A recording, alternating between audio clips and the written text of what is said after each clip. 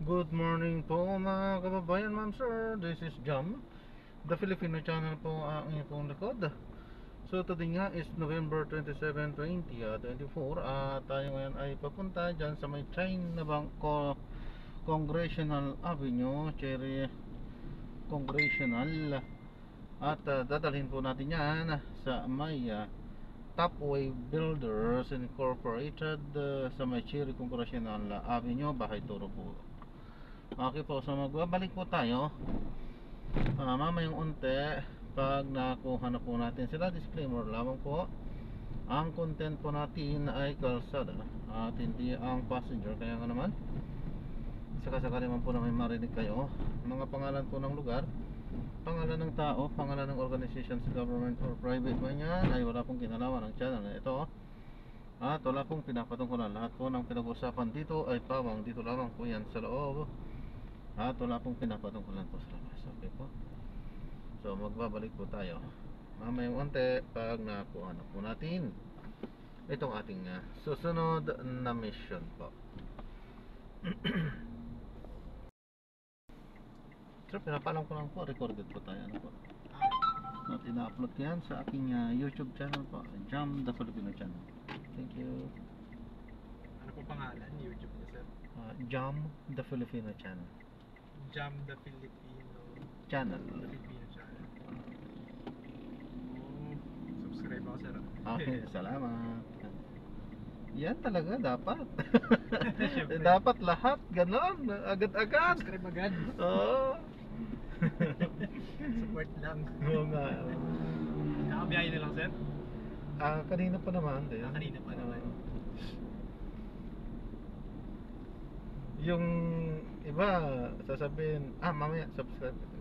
Wala na yun. Wala na yun. Agad-agad. Oo, yung agad-agad totoo na yun. Yun ang legit. Hindi ko pa sinabi yan na mag-subscribe kayo. Yung Ako iba, na nagsabi. kaya na nagsabi, yun ang talagang legit. Yung iba talagang pinapahagingan ko na, wala pa rin.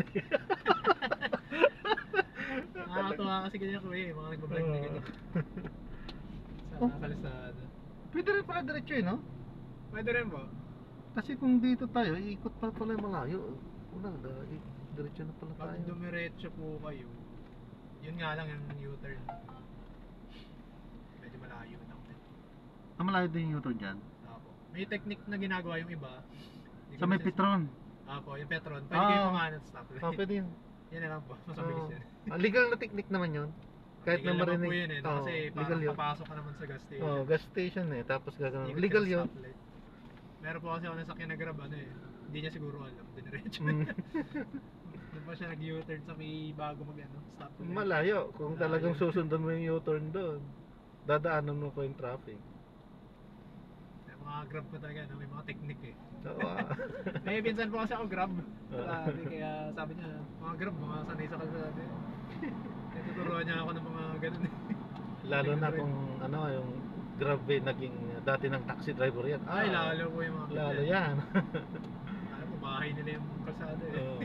Alam mo yung mga sikot-sikot eh. Kaya, actually karamihan din naman sa Grab, dating taxi driver din.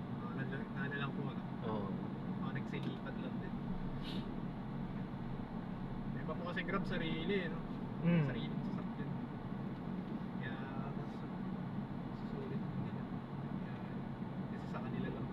Oo, wala silang Balita ko dati sa taxi may hirap daw hinahabol nilang kota eh. No? May kota po sila hinahabol. Meron din yan. Saka isa po dyan, pag natapat ka sa halimbawa sa malaking company, yan, may ka dyan, ang tawag doon, kapalitan may tawag doon? May ka-ship ka po. Oo, kasi Shifting kayo. may panggabi, may pang-araw. May iba-ibang pagkain. Oo. Talaga yung taxi. Oo. Sa Grab po ba may ganun? Wala. Hirap. Isa lang Kadalasan ganun. ikaw lang yung kakawak. Oo. Kasi masyado naman ng sad-sad din ang sakyan pagka ganun din. Parang bugbog kayo sa maintenance, parang lugi Oo. sa maintenance. Tulad ba yung masakyan, matik pa. Kaya nga. Mas mahal mo yata maintenance na matik. Mahal ang matik. Magandang i-drive pero pagka nasira naman na Maganda, hindi maganda pagawa. no. Sakit sa bulsa. Sakit talaga yan. Pero maganda po pang biyahe, no? Hindi na kayo Oo, nakakali sa traffic. pagka imamaneho talaga, mas masarap talaga maneho. Pwede yun. Drive ng maatin. Lalo dito sa Pilipinas. Mm. Medyo matraffic. Taga dito lang din po ba kayo? Doon sa may bandang Project 8 din. Ah, taga dito lang. Oo, dun. Doon ako sa kabila. Dito sa Meron 20 po ba? Di ba project dito? Bandang na konti. Doon sa may bandang Pugad Lawin ko na may Iglesia ni Cristo. Ah, okay. Kaya sanay rin po kayo dito. Malapit lang din pala.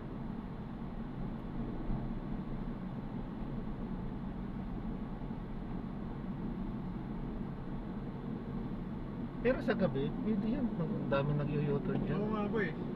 Siguro, makasakit katago dyan. Oo. Bigla na lang.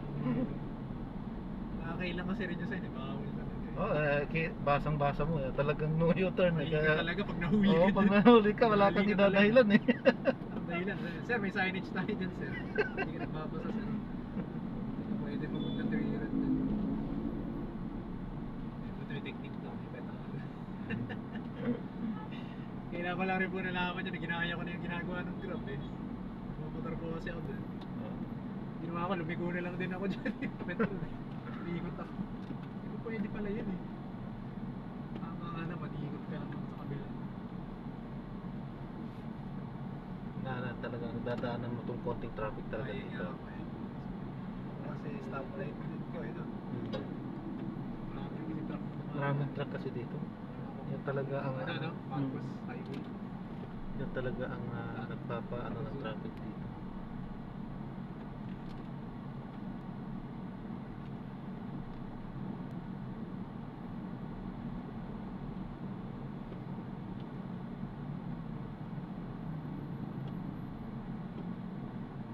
Matagal na rin po kayo nagpo-vlog. Ayan. Ay sa pagbablog, matagal-tagal na. Tagal na rin. Oo.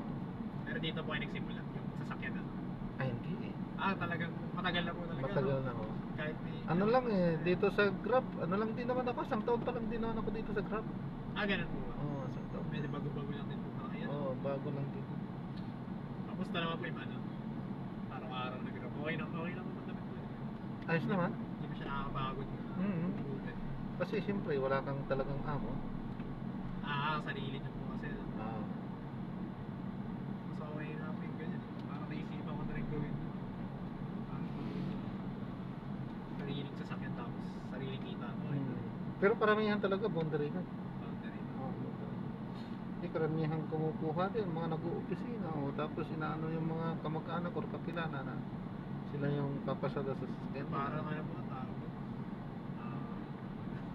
Kasi sa mga nag-opisina, siyempre, natural, nakasigurado yung panghulog nila eh.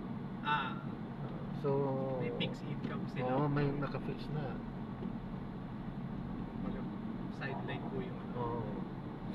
Sakaling pagbiyahe na namin.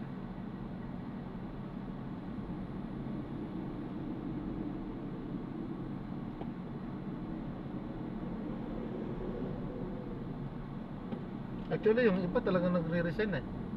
Para mag full time po. Oo, full time na eh. Parang kaya rin naman po eh. Ay, kung talagang lalaanan mo ng oras mo talaga, kaya. Nga lang talagang magsakripisyo ka kapag puyat talaga. Halos buong araw ka po pabiyahe. Buong no? araw talaga, hindi po Gusto pwedeng mong banjing-banjing. Pwede ka naman magbanjing-banjing eh, bakit hindi eh? Kaso nga lang, siyempre, Priority mo trabaho talaga. yung kita mo, maapektuhan. Yung maganda naman po dito, hawak mo yung oras mo. No? Oo. Yun naman yung maganda. Kapag ikaw yung tao na ano po, ito yung nabuburyo pag nasa office lang. Mhm. Ibang tao kasi gusto ikot-ikot sila sa ano eh, kung saan-saan. Di ba na, parang tinatamad eh, pag nasa opisina, nakaupo lang. Oo.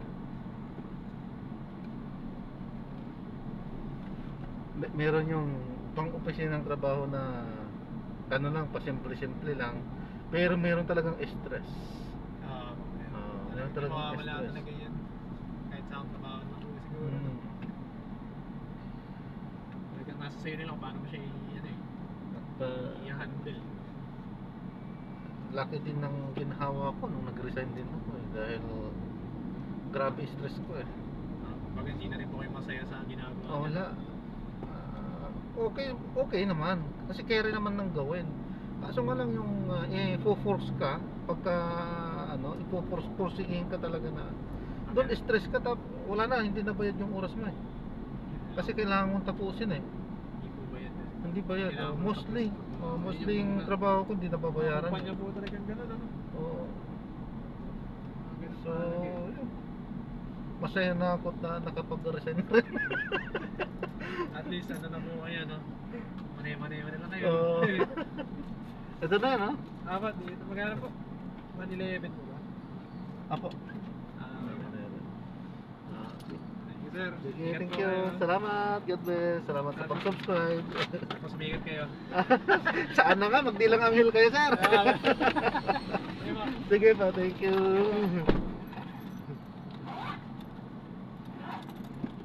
Ayan, so maraming salamat po sa panonood. Hanggang sa muli, ingat at God bless po everyone. Paalam po muna po samantala at gagawa na po natin ng separate video itong ating susunod na misyon.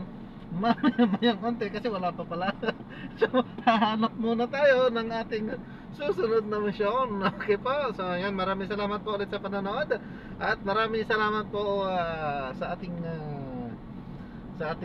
last mission for today. For ito nga, kadadrap lang natin na makwento. At yun mga talagang hindi ko sinabi na mag-subscribe pero magkusa na agad subscribe agad. Ganun lagi. Sana lahat kayo dumami. I mean, sana dumami si sir katulad ng ganon nga na subscribe agad. So suporta lang naman yun. Kung tutusin, wala namang mawawala sa inyo eh. Subscribe lang. Pagka walang time, manood. Huwag i-skip yung ads. Di ayos ang buhay. Okay po, so yan. Joke lang po yan. Ano po, siyempre may kalayaan po tayo palagi yan. Okay, so maraming salamat po ulit sa panonood. Hanggang sa muli. Ingat po at God bless po everyone. Paalam po muna. Pansamantala po.